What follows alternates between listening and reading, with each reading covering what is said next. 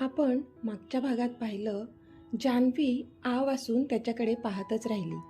तिला खरं वाटत नव्हतं की आत्ता तिने जे पाहिलं ते खरंच होतं की भास होता तिचा. द अमित राज्याध्यक्ष, द हिटलर चक्क डोळा मारतोय. आता पुढे. आता सगळेजण थकले होते, म्हणून सगळे आपापल्या रूममध्ये झोपायला गेले. जान्हवी आणि मधू थोडा वेळ अंगणातच गप्पा मारत बसल्या होत्या. आधीच थोडा पाऊस पडून गेल्यामुळे गारगार हवा सुटली होती, म्हणून तिथे छान वाटत होतं. तशी मधूची आई आली आणि त्यांना बोलली, ए पोरींनो, चला पटकन झोपा, उद्या हळद आहे, लवकर उठायचं आहे ना. तशा दोघीही बोलल्या, हो आलोच आम्ही, तू जा. मग पुन्हा त्या गप्पा मारत बसल्या. अजून थोड्या वेळाने मधू तोंडावर हात ठेवून जांभळ्या द्यायला लागली आणि बोलली, जानू चल, मला आता खूप झोप येते. तशी जान्हवी बोलली, तू जा झोप, मी येतेच 5 मिनिटांनी. मधू तिला गुड नाईट बोलून झोपायला गेली. आता जान्हवी तिथून उठून थोडं पुढे अंगणात गेली आणि झोपाळ्यावर बसली.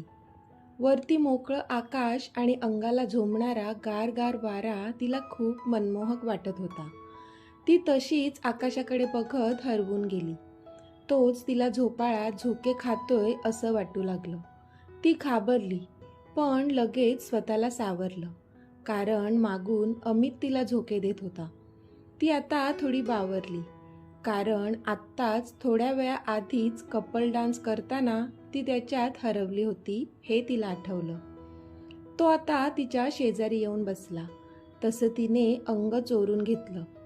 तो तसाच आकाशात शून्यात बघत होता. त्याला तसं बघून जान्हवी पटकन तिथून उठून जाऊ लागली, पण त्याने पुन्हा तिचा हात पकडला आणि बोलला, जान्हवी बस ना थोडा वेळ. तशी ती त्याच्याकडे बसली, पण त्याने तिचा हात मात्र सोडला नव्हता.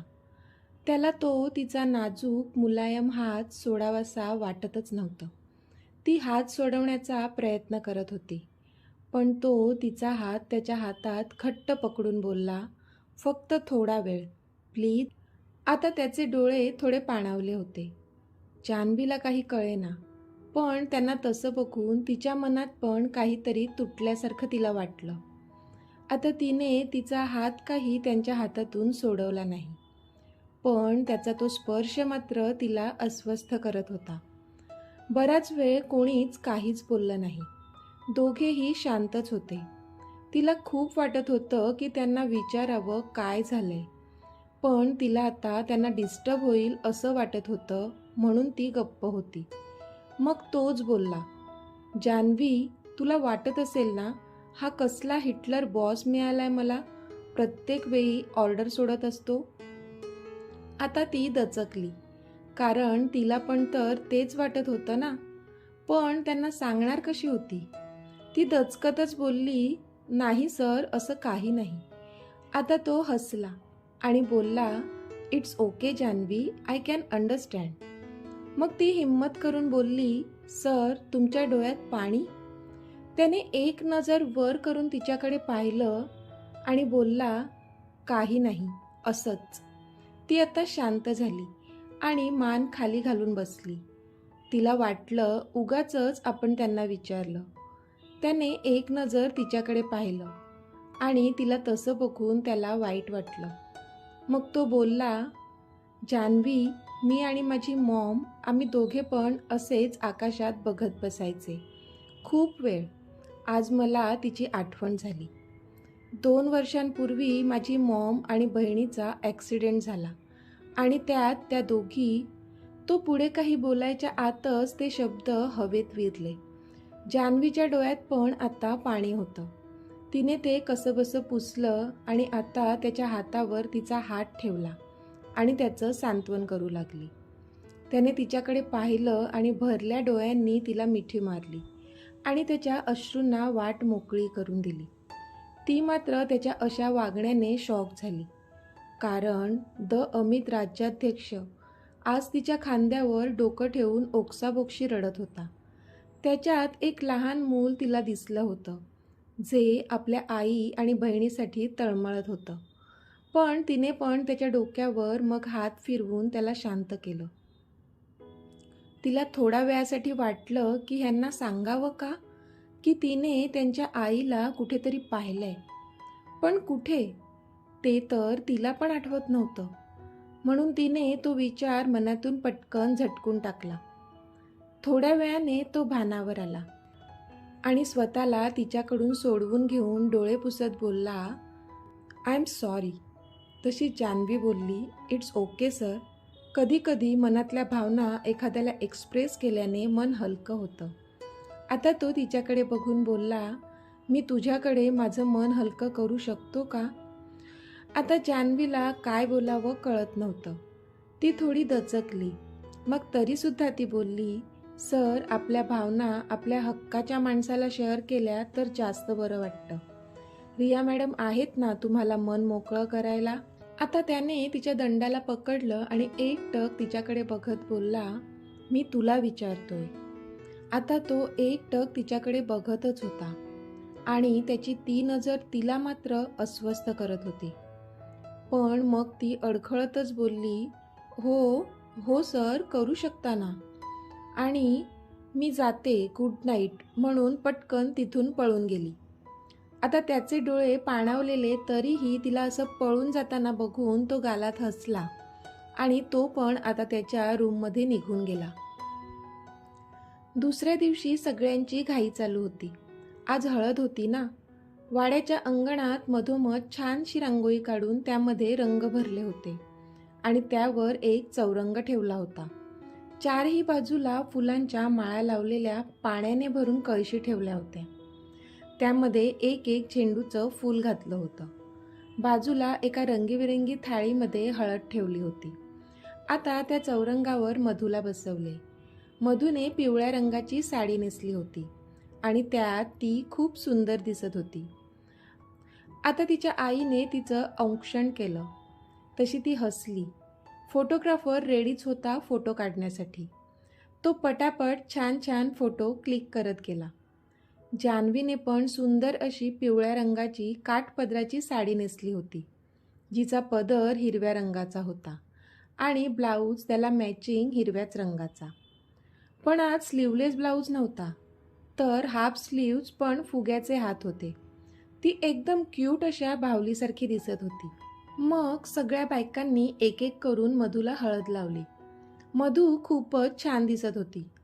अंगणात दुसऱ्या बाजूला अर्णवच्या हळदीचा कार्यक्रम सुरू होता. अर्णवला हळद लावली जात होती. अर्णव आणि मधू एकमेकांकडे बघून डोळ्यांनीच इशारा करत होते की कोण किती छान दिसतंय ते. इतक्यात अमित पण तयार होऊन अंगणात आला. त्याने व्हाईट कलरचा शेरवानी टाईप कुर्ता घातला होता आणि ब्लू जीन्स. त्यामध्ये त्याचा लूक एकदम जबरदस्त दिसत होता. तो आला आणि बरोबर अर्णवच्या समोरच, पण थोडा लांब उभा राहिला, कारण त्याला अंगाला हळदीचे डाग लागलेले नको होते. तो एकटक प्रोग्राम बघण्यात मग्न होता. आता डीजेवर गाणं पण लागलं. गुलाबाची कली बघा हल्दीने माखली, आली लाली गोऱ्या गाली हुतू हुतू चालली. सगळ्यांनी गाण्यावर ठेका धरला. पण त्याची नजर मात्र जिला शोधत होती ती काही अजून त्याला दिसली नव्हती. इतक्यात जान्हवी फुलांच्या माळा असलेलं ताट घेऊन त्याला येताना दिसली. पण तिला बघून मात्र त्याच्याच चेहऱ्यावर आता लाली पसरली होती, कारण ती दिसतच एका क्यूट नाजूक बाहुलीसारखी होती.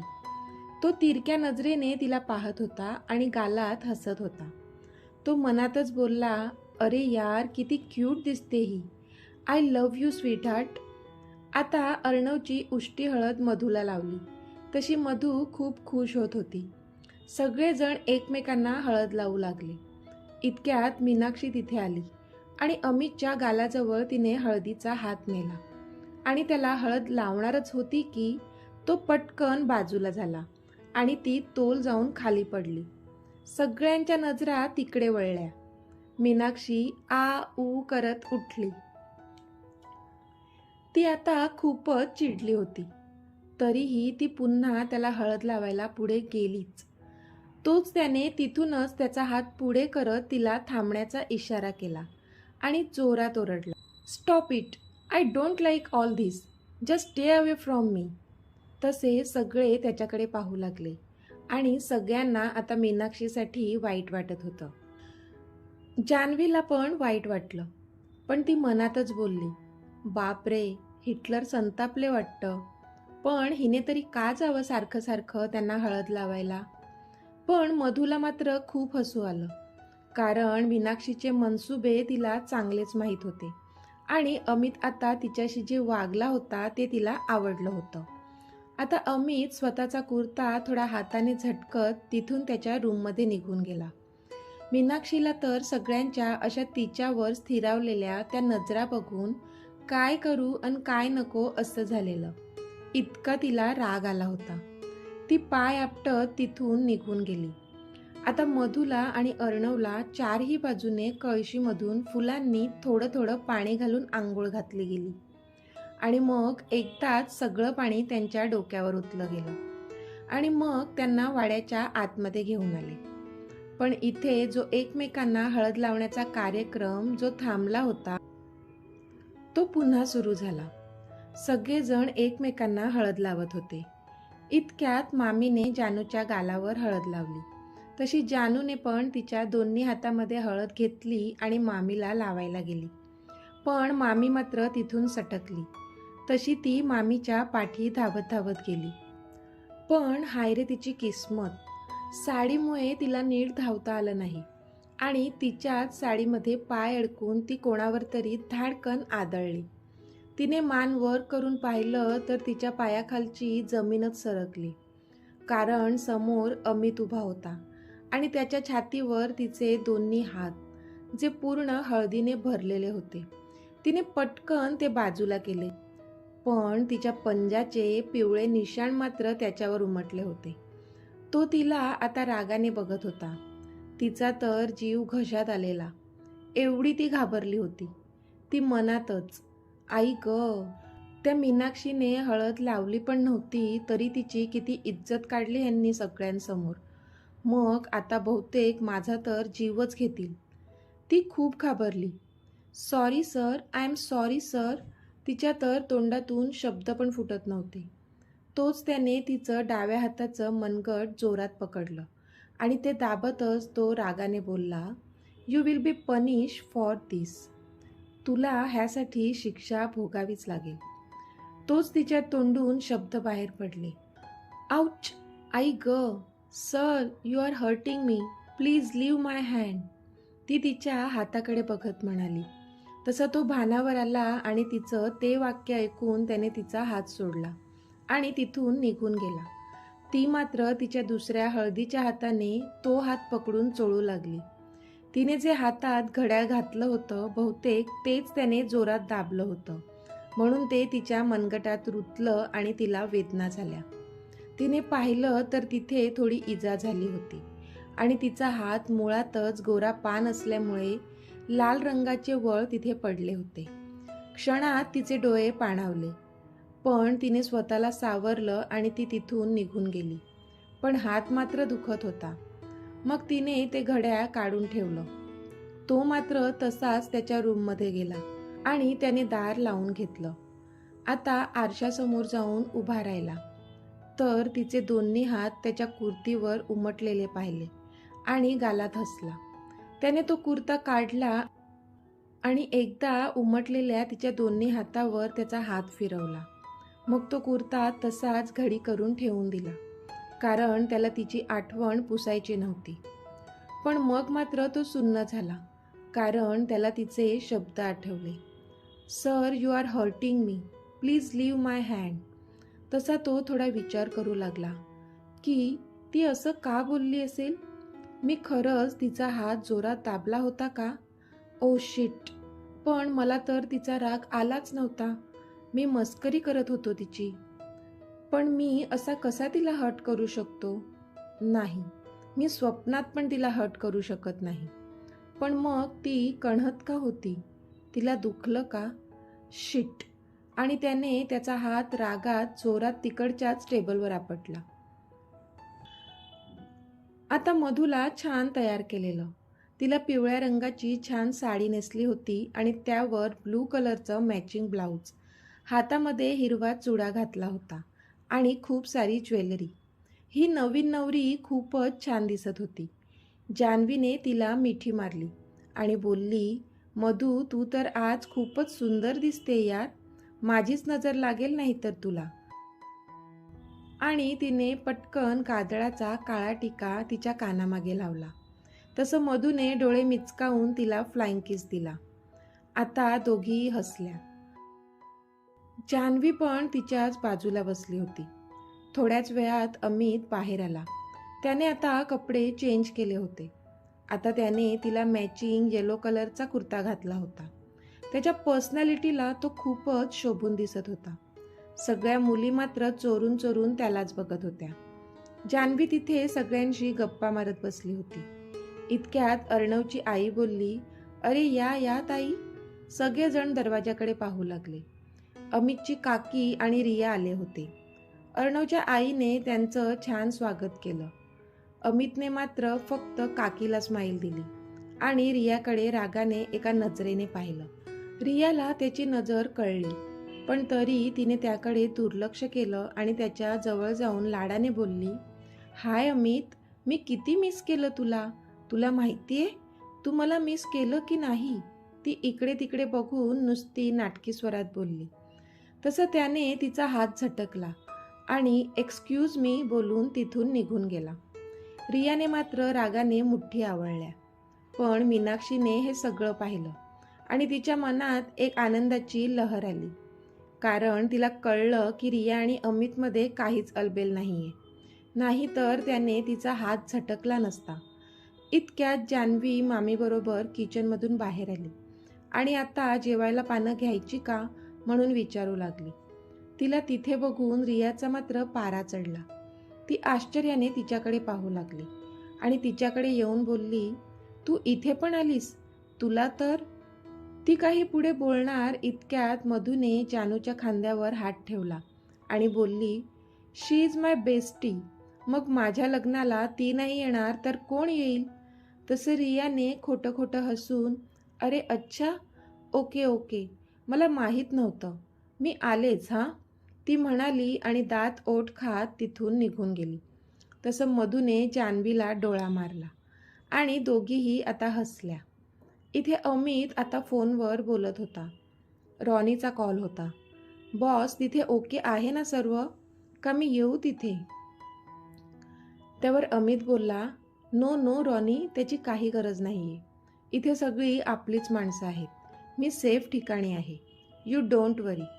असाही आता फक्त उद्याचा दिवस बाकी आहे. मग मी येतोच आहे मुंबईला." "Okay boss. आणि मॅडम कशा आहेत?" आता त्याने मिश्किलपणे विचारले. त्यावर अमित बोलला, "तुझ्या मॅडमना मी खूप त्रास देतो इथे. पण स्वीटवाला त्रास. तुला कळतंय ना?" "Yes boss, I understand. You enjoy and take care. Bye." Ronnie हसत बोलला. तसं अमितने बाय म्हणून फोन ठेवून दिला. जान्हवी आता अंगणात गेली आणि सगळ्यांना जेवायला बोलवू लागली. तिथेच तिला अमित पण फोनवर बोलताना दिसला. पण ती त्याच्याकडे गेलीच नाही. ती आधीच घाबरली होती, कारण तो बोलला होता, "you will be punish for this." ती आता मनातच विचार करू लागली, "देवा, काय शिक्षा देतील हे मला? प्लीज सेव्ह मी." आणि तिथून जाऊ लागली.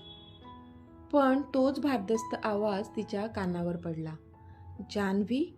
तशी ती थांबली.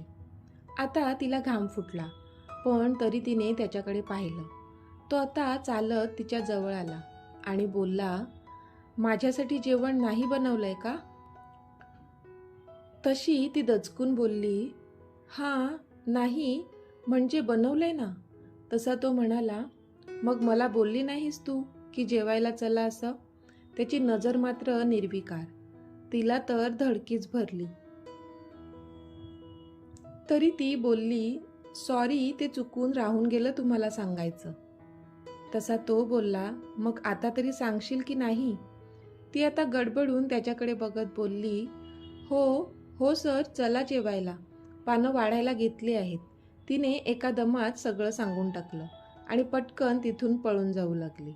आता तो हसला. तो तिचा हात पाहण्याचा प्रयत्न करत होता, पण ती पदराशी त्याच हाताने चुळबुळ करत असल्यामुळे त्याला तिचा हात दिसत नव्हता.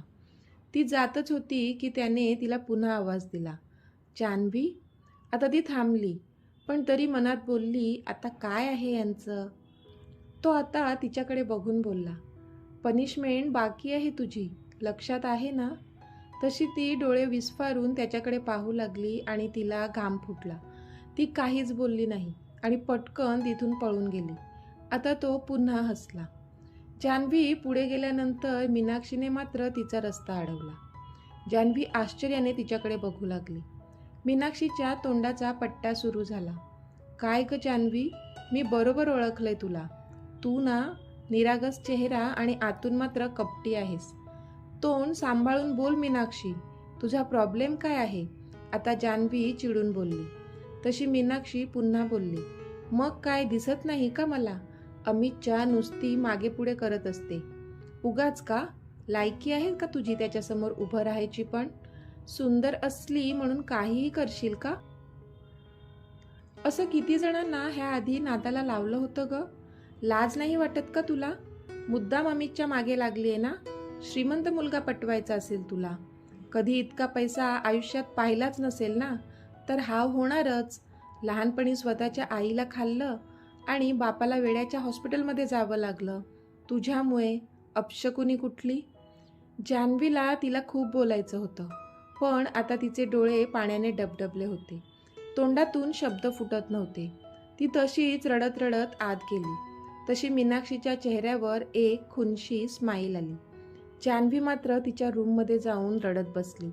तिला खूप जोरजोराने रडावंसं वाटत होतं, पण थोड्याच वेळात तिने स्वतःला सावरलं आणि डोळे पुसले, कारण तिला मधूसमोर असे दुःखी व्हायचे नव्हते. इथे अमित त्याच्या रूममध्ये लॅपटॉपवर काही इम्पॉर्टंट मेल्स करत होता. इतक्यात मीनाक्षी तिथे आली. अमितने तिच्याकडे प्रश्नार्थक डोळ्यांनीच तिला विचारलं, "काय?" तेव्हा ती त्याला बोलली, "अमित, मला स्पष्ट बोलायला आवडते, तर मग मी आता स्पष्टच बोलते. मला कळलंय तुझ्या मनात रियाबद्दल प्रेम नाहीये, पण घरच्यांच्या सांगण्यावरून तू तिच्याशी लग्न करतोय ना?" आता अमित शॉक होऊन तिच्याकडे बघतच राहिला. मग ती म्हणाली, "असं शॉक नको होऊ. खरं बोलते ना मी." ती कॉन्फिडेंटली बोलली. पण अमितने मात्र निर्विकारपणे नकारार्थी मान हलवली आणि तो पुन्हा लॅपटॉपवर काम करू लागला. तशी ती नाराज झाली, कारण त्याला काहीच फरक पडत नव्हता तिच्या बोलण्याचा. म्हणून ती रागाने तिथून जाऊ लागली. इतक्यात तिला आवाज आला, "मीनाक्षी थांब." तशी ती खूप खुश होऊन थांबली. मग तो जागचा उठला आणि तिच्याजवळ येऊन बोलला, "तू सांगते ते खरं आहे. मला रियामध्ये जराही इंटरेस्ट नाही आहे.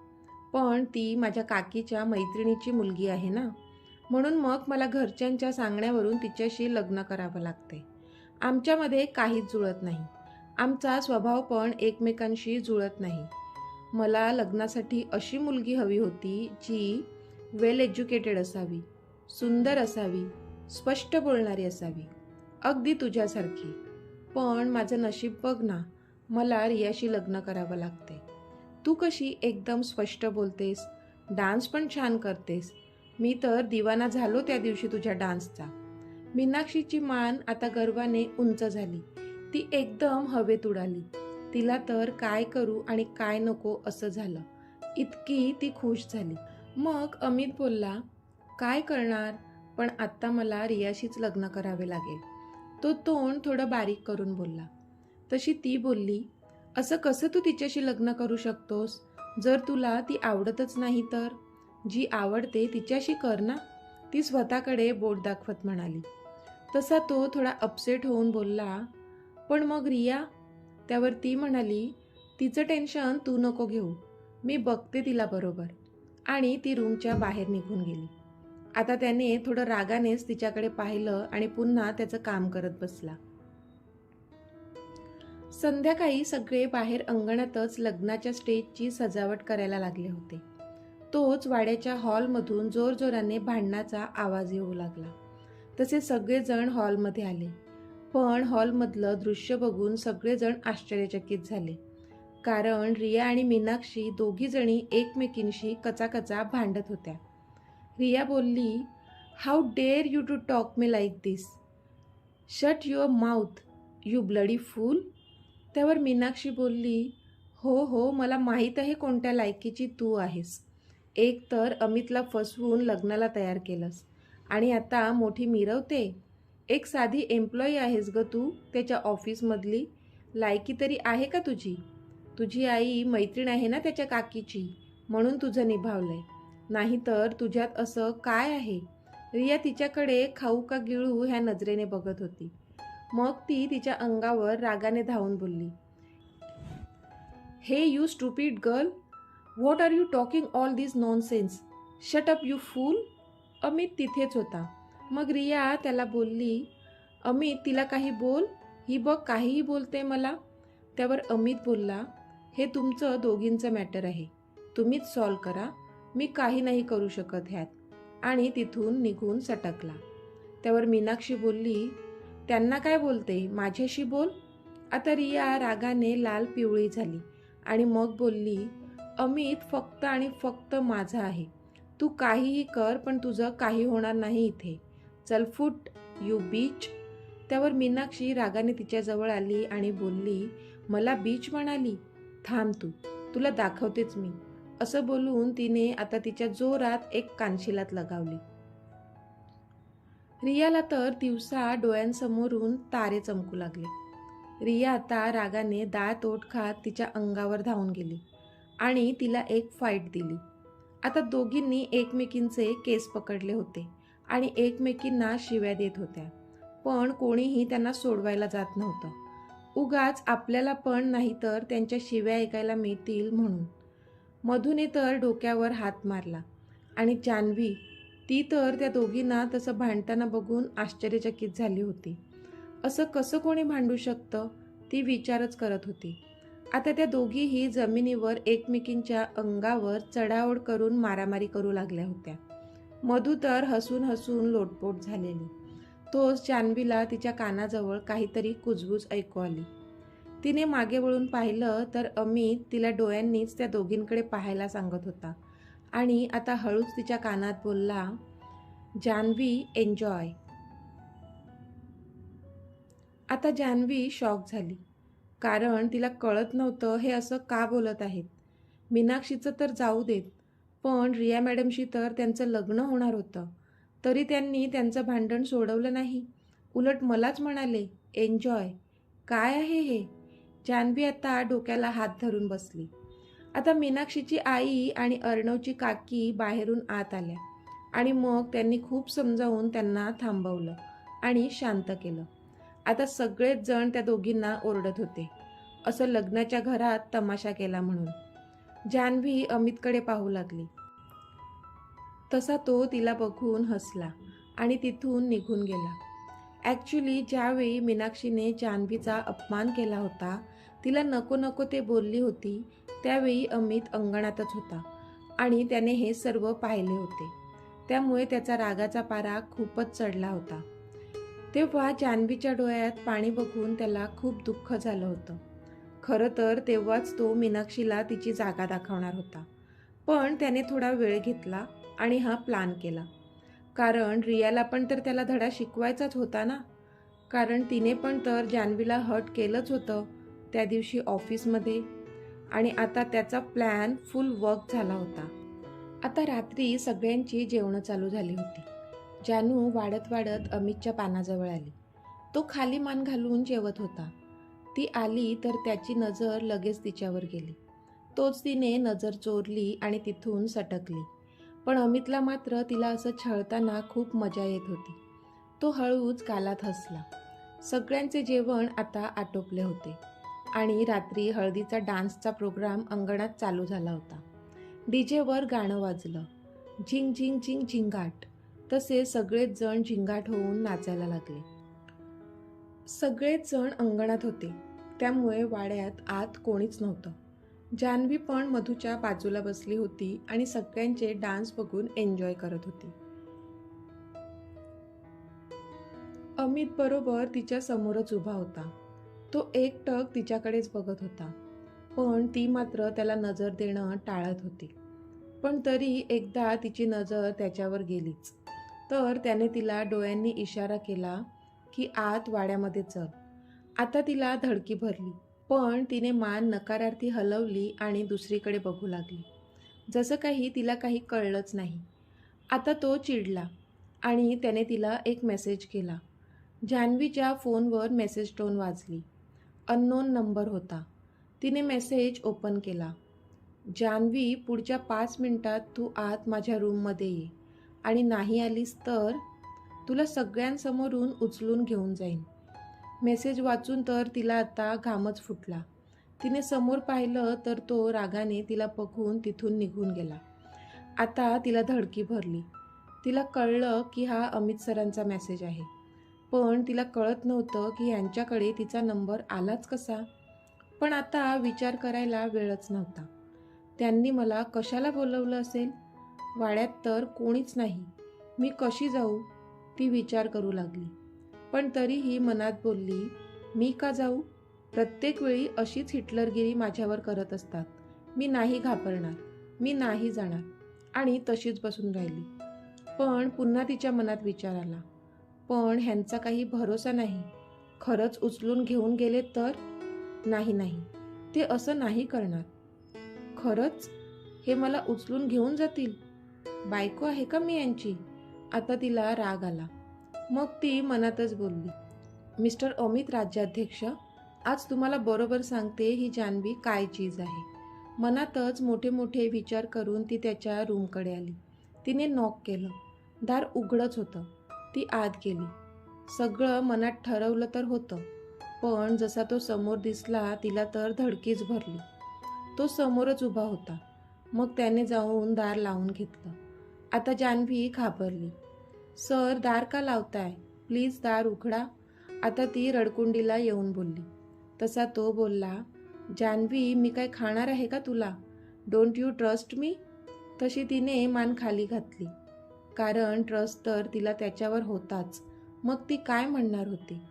आता तो बोलला, जान्हवी, लुक ॲट मी. तसं तिने त्याच्याकडे पाहिलं.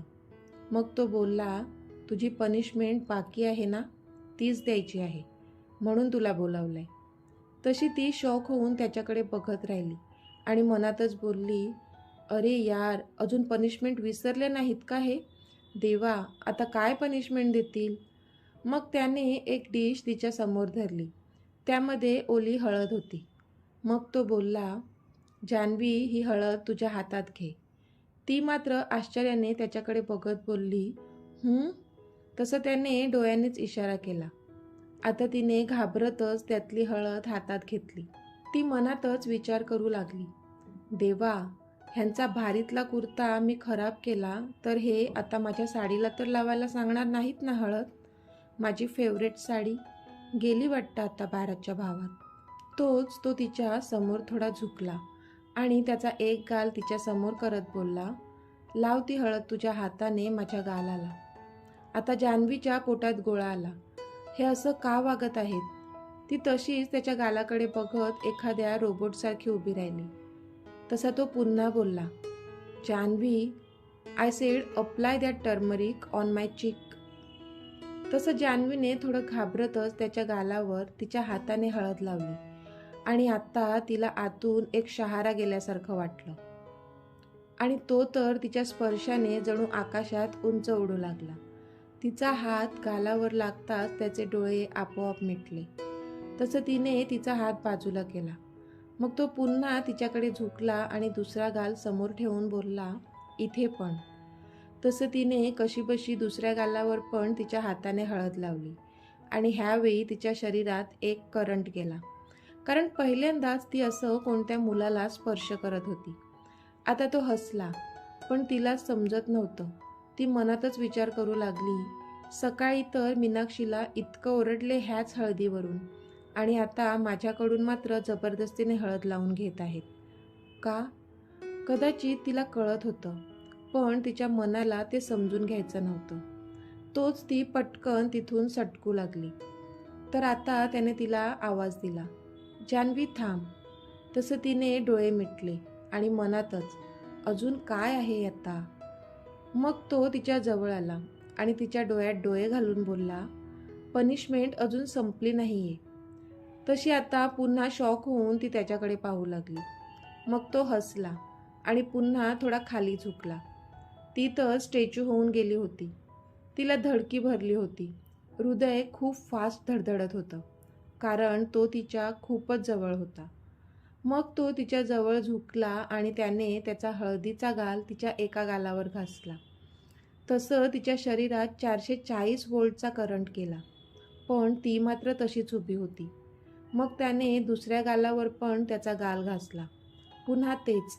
एक शिरशिरी तिच्या सर्वांगातून गेली. तिला त्यांना तिच्याकडून ढकलून द्यावं असं वाटत होतं, पण ती तर एका मूर्तीसारखी तशीच स्तब्ध झाली होती. आणि तो मात्र स्वर्गात असल्याची फिलिंग एन्जॉय करत होता. मग तो बोलला, "जान्हवी, आता झालं फिट्टम फाट."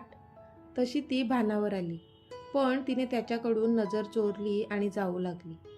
तोच त्याला पुन्हा काहीतरी आठवलं आणि त्याने पुन्हा तिला हाक मारली, "जान्हवी." आता ती वैतागली तरी थांबली.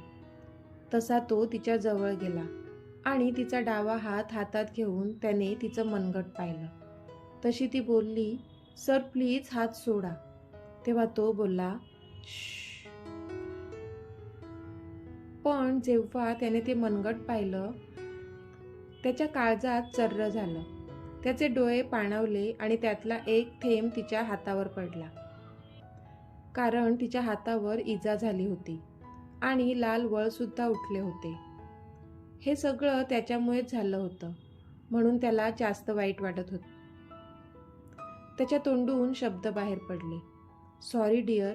आणि त्याने तिचा हात जवळ घेतला आणि जिथे इजा झाली होती तिथे हलकेच त्याचे ओठ टेकवले. जान्हवीच्या शरीरातून एक शिरशिरी गेली, पण तिने पटकन तिचा हात त्याच्या हातातून काढून घेतला. पण त्याचे ते पाणावलेले डोळे, तिच्याप्रती असलेली काळजी बघून तिला आता कसं तरीच व्हायला लागलं होतं. ती पटकन तिथून निघून जाऊ लागली, पण त्याने पुन्हा तिला पकडलं. "सर प्लीज सोडा, मला जाऊ द्या, कोणीतरी येईल." ती काकुळतीला येऊन बोलली. तसा तो बोलला, "इथे कोणी येणार नाही. सगळे बाहेर अंगणात आहेत. वाड्यात कोणीच नाही आहे." आता तो थोडा दटावूनच बोलला, "वेट." आणि त्याने त्याच्या फर्स्ट एड बॉक्समधून एक क्रीम काढली आणि ती हळूवार तिच्या हातावर लावली. तिच्या तोंडून आपसुकच शब्द बाहेर पडले, "आऊच."